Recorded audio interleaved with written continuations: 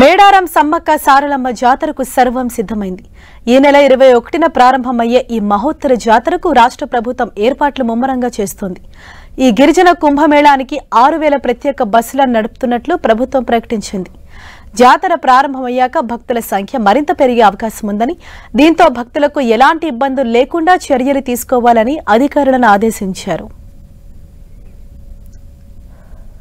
జాతరలో అవాంఛనీయ సంఘటనలు జరగకుండా 4800 సీసీటీవీ కెమెరాలు ఏర్పాటు చేస్తున్నామని చెప్పారు.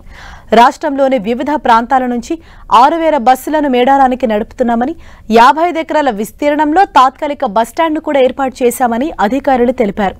ఈ నెల 18 నుంచి 26 వరకు బస్సులను నడుపుతున్నామని, ఇందుకోసం దాదాపు 15,000 మంది ఆర్టీసీ సిబ్బంది నియమించామని వివరించారు.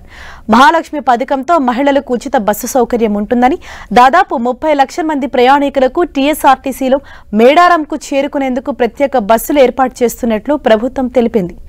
మరోవైపు మేడారం వెళ్లే భక్తుల రద్దీని దృష్టిలో ఉంచుకుని దక్షిణ మధ్య రైల్వే 30 ప్రత్యేక రైళ్లను నడపనుంది.